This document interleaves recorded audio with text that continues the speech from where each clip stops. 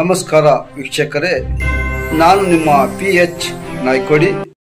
ನಮಸ್ತೆ. RTI activist and social worker Nagaraj, Bengaluru, Karnataka, India. ದೂರವಾಣಿ ಸಂಖ್ಯೆ 9742983602. ಕಲ್ಲು ಬಂಡೆಯನ್ನು ಕೊರೆದ ಕೋಗಿಲಿಗೆ ಕಂಟಕ, ಸರ್ಕಾರಕ್ಕೆ ಸಂಕಟ, ವಿರೋಧ ಪಕ್ಷಗಳ ಮಾತಿನ ಮುಖಾಂತರ ಕೆಸರೆರಚಾಟ,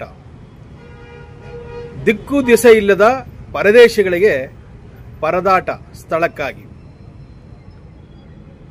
ಸುಮಾರು 14 ಎಕರೆ 35 ಕುಂಟೆ ಸರ್ಕಾರಿ ಜಾಗವನ್ನು ಒತ್ತುವರಿ ಮಾಡಿಕೊಂಡಿದ್ದ ಪರದೇಶಿಗಳ ಪರದಾಟವನ್ನು ಕಂದಾಯ ಇಲಾಖೆ ಬುಲ್ಡೋಜರ್ನಿಂದ ನೆಲಸಮ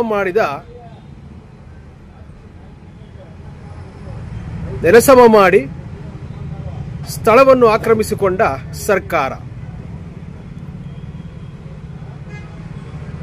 ಒಂದಂತೂ ನಾನು ಹೇಳ್ತೀನಿ ನೋಡಿ, ಈಗ ನಿಮ್ಮ ಹಳ್ಳಿಗಳಲ್ಲಿ ರೈಲ್ವೆ ಟ್ರ್ಯಾಕ್ ಹೋಗಿರುತ್ತೆ, ಗೊತ್ತಿರಬೇಕು ತಮಗೆಲ್ಲ.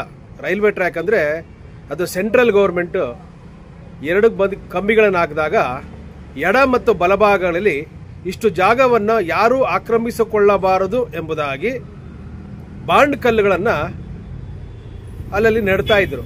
ಕಾರಣ ಇಷ್ಟೇ, ಆ ಜಾಗವನ್ನು ಯಾರು ಒತ್ತುವರಿ ಮಾಡ್ಕೋಬೇಕು ಅಂತ. ಮೊದಲನೇದಾಗಿ ಕರ್ನಾಟಕ ರಾಜ್ಯದ ಕಂದಾಯ ಇಲಾಖೆಯಾಗಲಿ ಅಥವಾ ಈಗ ಹೇಳ್ತಾರೆ ಗ್ರೇಟರ್ ಬೆಂಗಳೂರು ಆ ಸ್ಥಳವನ್ನು ಬಂದೋಬಸ್ತ್ ಮಾಡಿದ್ರೆ ಅಥವಾ ಫೆನ್ಸಿಂಗ್ ಮಾಡಿದ್ರೆ ಈ ಜಾಗ ಇಷ್ಟೊಂದು ಉದ್ವೇಗಗೊಂಡು ನ್ಯೂಸ್ ಆಗ್ತಾ ಇರಲಿಲ್ಲ ಅಥವಾ ಸುದ್ದಿ ಆಗ್ತಾ ಇರಲಿಲ್ಲ. ಯಾರದು ತಪ್ಪು ಅಂದರೆ ರಾಜ್ಯ ಸರ್ಕಾರದ ಕಂದಾಯ ಇಲಾಖೆ, ಅದಕ್ಕೆ ಸಂಬಂಧಪಟ್ಟ ಅಧಿಕಾರಿಗಳ ಕುಮ್ಮಕ್ಕಿನಿಂದ, ಸ್ಥಳೀಯ ಶಾಸಕರು ಕುಮ್ಮಕ್ಕಿನಿಂದ ಇದು ಆಯ್ತು ಅಂದರೆ ತಪ್ಪಾಗಲಾರದು. ನೋಡಿ, ಮೊನ್ನೆ ಕೆರೆಗಳೆಲ್ಲ ನೀರು ಹೋಗ್ಲಿಕ್ಕೆ ಸ್ಥಳ ಇಲ್ಲದೆ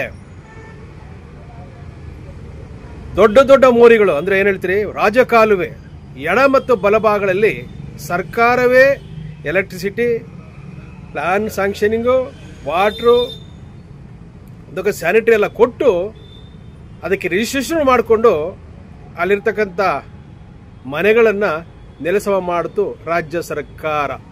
ಆದರೆ ಅವರಿಗೆ ಯಾವುದು ಕಿಂಚಿತ್ತು ಪರಿಹಾರ ಇಲ್ಲ. ಯಾಕೆ ಸರ್ಕಾರವೇ ನೀವು ಕಟ್ಟಿಕೊಂಡು ಇರಬಹುದು ಅಂತ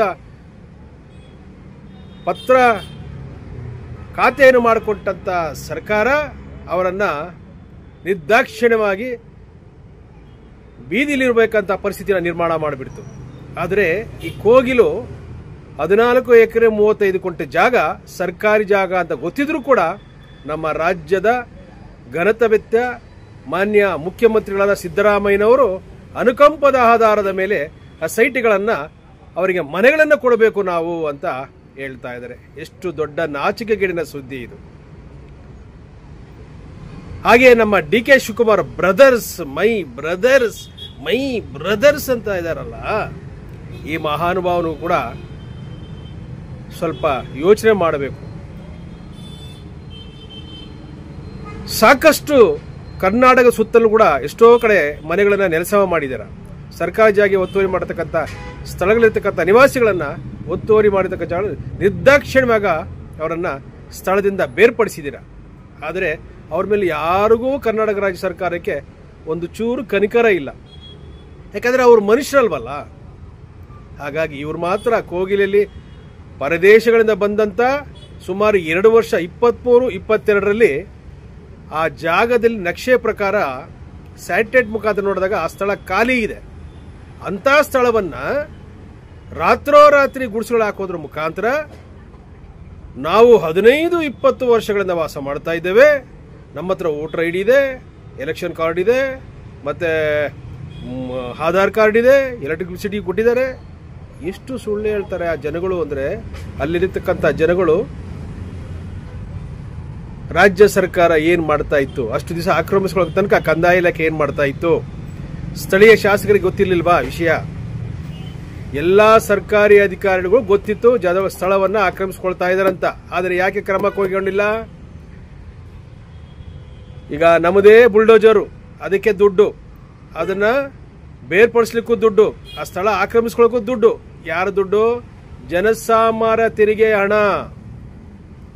ಮಾನ್ಯ ಮುಖ್ಯಮಂತ್ರಿಗಳೇ, ನೀವೀಗೇನು ಮನೆಗಳನ್ನು ಕೊಡ್ತಾ ಇದ್ದೀರಲ್ಲ, ಅದು ನಮ್ಮ ಸಾರ್ವಜನಿಕರ ತೆರಿಗೆ ಹಣದ ಮುಖಾಂತರ ಮನೆಗಳನ್ನು ಕೊಟ್ಟು ಬಡವರಿಗೆ BPL ಕಾರ್ಡ್ ಮುಖಾಂತರ ಇರ್ತಕ್ಕಂಥ ವ್ಯಕ್ತಿಗಳು ಕೊಡಬೇಕಂತ ನಿರ್ಮಾಣ ಮಾಡತಕ್ಕಂಥ ಕಟ್ಟಡಗಳನ್ನು 2 ವರ್ಷ, ಕೇವಲ 1.5-2 ವರ್ಷದಲ್ಲಿ ಅಲ್ಲಿರ್ತಕ್ಕಂಥ ನಿವಾಸಿಗಳು ಎತ್ತಂಗಡಿ ಮಾಡಿದ್ದಕ್ಕೆ ನೀವು ಅವರಿಗೆ ಮನೆಗಳನ್ನು ಕೊಡ್ತೀರಿ ಅಂತ ಇದ್ದೀರಲ್ಲ, ಇದಕ್ಕಿಂತ ದೊಡ್ಡ ಘೋರ ಅಪರಾಧ ಇದೆಯಾ? ಯಾರಾದ್ರೂ ಕಾಮನ್ ಸೆನ್ಸ್ ಬೇಕಲ್ವಾ? ಅಟ್ಲೀಸ್ಟ್ ನಾವು ಇಲ್ಲಿ ಬದುಕ್ತಾ ಇದ್ದೀವಿ, ನಾವು 5, 6, 7 ಕೋಟಿ ಜನಸಂಖ್ಯೆಗೆ ಒಬ್ಬ ತಂದೆ ಸ್ಥಾನದಲ್ಲಿ ಇದ್ದೀನಿ. ಇದು ನ್ಯಾಯನ ಅನ್ಯಾಯನ? ತಾವು ವಕೀಲರಾಗಿದ್ದೀರಿ, ಸ್ವಲ್ಪ ಆದ್ರೂ ಯೋಚನೆ ಮಾಡೋದು ಬೇಡವಾ? ಯಾಕೆ ತಾರತಮ್ಯ ಯಾಕೆ ಸ್ವಾಮಿ? ತಾರತಮ್ಯ ಯಾಕೆ? ನೀವು ಆ ಸರ್ಕಾರಿ ಜಾಗವನ್ನು ಬಂದೋಬಸ್ತ್ ಮಾಡಿದ್ರೆ ಆ ಪರದೇಶಿಗಳು ಹೋಗಿ ಅಲ್ಲಿ ವಾಸ ಮಾಡಕ್ಕೆ ಸ್ಥಳನೇ ಇರ್ತಲ್ವಲ್ಲ, ಯಾಕೆ ಮಾಡಲಿಲ್ಲ ಅಂದ್ರೆ ನಿಮ್ಗೆ ಹೋಟ್ ರಾಜಕಾರಣ.